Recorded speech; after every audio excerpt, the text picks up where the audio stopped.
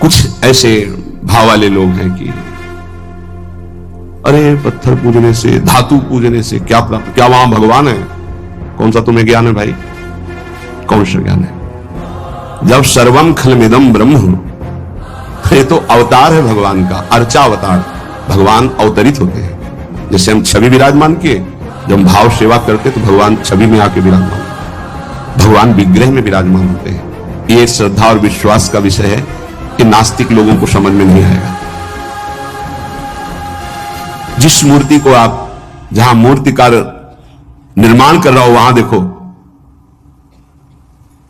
उसी मूर्ति को पूछ करके ब्रह्म प्राप्त, भगवत प्राप्त महापुरुष हो गए। प्रेमाश्रों से अभिषिक्त किया है। ये बाहर वालों के ऐसों की बातें न सुने, नहीं तो जो छोटी श्रद्धा वाले लोग होते हैं उनकी श्रद्धा नष्ट हो जाती है। अरे क्या है, ऐसे से ऐसा ना वो बोलते हैं, ना वो खाते हैं, ना देखते हैं, और ऐसे विराजमान। आपको क्या पता है आपका भाव है क्या? आप जानते नहीं हो। भाव आ जाएगा तो साथ चलते हैं, बोलते हैं, खाते हैं, देखते हैं। भाव का खेल।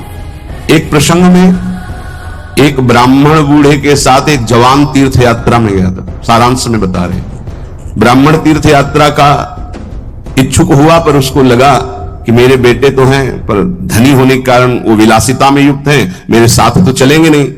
अगर कोई जवान आदमी मिल जाए, मुझे तीर्थ यात्रा करवाए, उसे कुछ भेंट पूजा दे देंगे। तो एक गरीब ब्राह्मण का जवान लड़का था, बात की तो उसने कहा हमारा भी सौभाग्य होगा कि तीर्थ यात्रा होगी और आप हमारे पिता तुल्य, आपकी सेवा होगी। समस्त तीर्थों में भ्रमण कराया।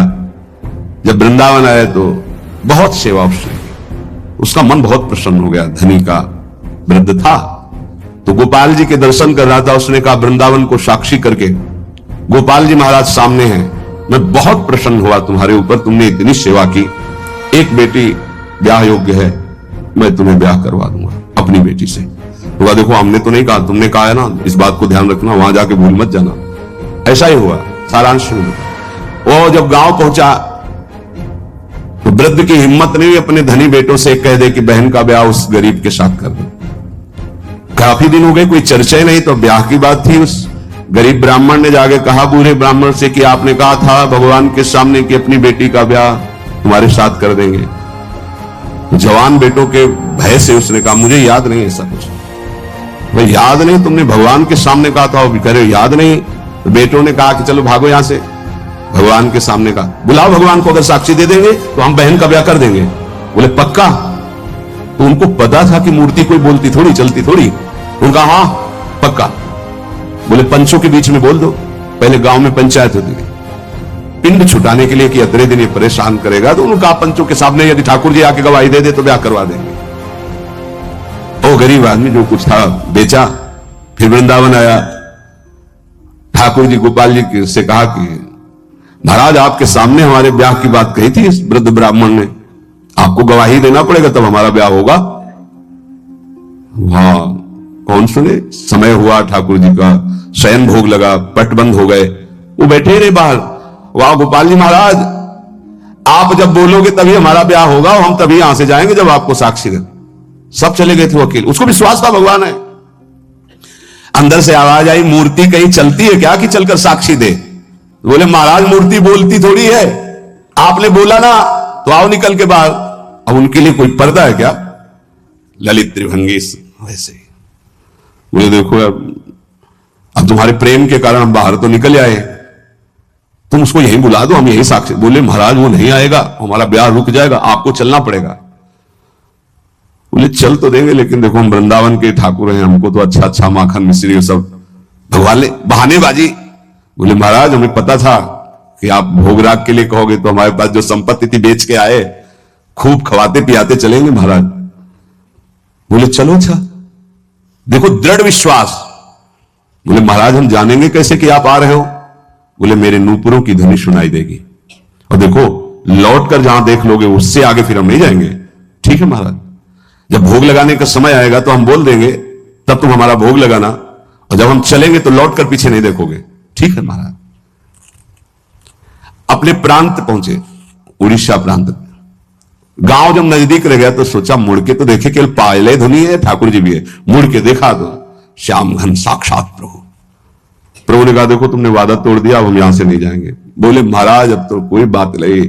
गांव में दौड़ के गया, गोपाल जी आए, प्रभु आए साक्षी देने के लिए मेरे ब्याह के लिए। पूरा नगर दौड़ पड़ा, पंचायत के सब ने देखा प्रभु विराजमान। अब किसी की हिम्मत थोड़ी थी कि पूछ ले, जबरदस्ती उस बुड्ढे से कहा ब्याह करो भगवान वृंदावन से साक्षी। आज भी साक्षी गोपाल के रूप में भगवान विराजमान। क्या हुआ? जिसे तुम मूर्ति समझते वो चल के उड़ीसा तक गए और गवाही दी। विठ्ठल भगवान बातचीत करते थे तुकाराम जी से, नामदेव जी से, इन बड़े बड़े संतों से।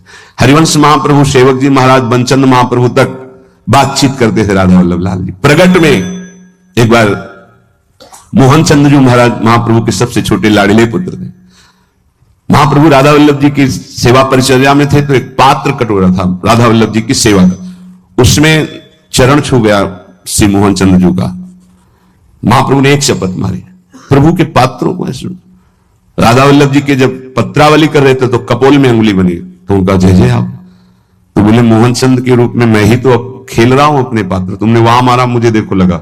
महाप्रभु ने कहा क्षमा कीजिए प्रभु, ऐसी तन्मयता मोहन चंद्र जी की आप में है ये मुझे पता नहीं था। ऐसा महाप्रभु से बात, स्वामी जी से, बिहारिंदेव जी से, बिहारी जी बात करते थे।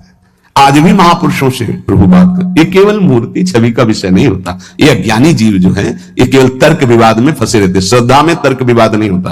ये तर्क विवाद जहां होने लगे, ऐसी कोई वार्ता होने लगे, श्रद्धालु उपासक को बिल्कुल हट जाना चाहिए।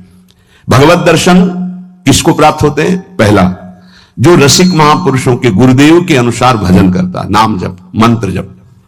दूसरा, भगवत विग्रह को साक्षात प्रभु मान करके, कहो सो कहां जहां प्रभु नहीं।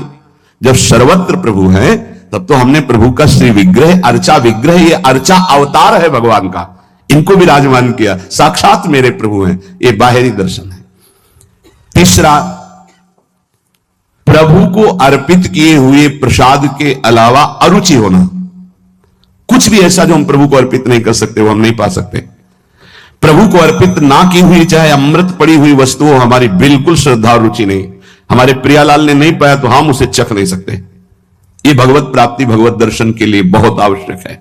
गुरु प्रदत्त भजन में आसक्ति, इष्ट के श्री विग्रह छवि में साक्षात भाव, और इष्ट को अर्पित ना किए हुए वस्तु, वस्त्र, पदार्थ, भोगों में पूर्ण अरुचि। कई बार हमने ऐसे संतों को देखा जो अमनिया जैसे, पा लीजिए, नहीं अमनिया है ना, हम अपने ठाकुर को भोग लगा के पाएंगे, या आप अपनी श्री जी को भोग लगा दीजिए तो पालेंगे, अन्यथा नहीं। अमनिया नहीं। अमनिया माला, पत्र, पुष्प, सुगंधि कुछ भी नहीं। हमारा जीवन प्रसादी हो जाना चाहिए। ये बहुत ध्यान से अपनी दिनचर्या में देखिए कि कभी अमनिया मत पाइए। चौथा, सहनशील, ये बहुत आवश्यक है। बहुत सहनशील उपासक को होना चाहिए। जितना सहोगे उतनी भक्ति प्रकाशित होगी। सहत सहत बाढ़े भगति, गृह तन गुरुहित गा। गुरुदेव को समर्पित जीवन और सहनशीलता, निश्चित भगवत दर्शन। चार बातों से निश्चित भगवत दर्शन हो जाता है। ये बहुत खास बात है जिसको धारण करना बहुत कठिन है, पर गुरु कृपा पात्र बहुत सरल ढंग से इसे निर्वाह कर ले जाता है। क्या? किसी से मतलब नहीं।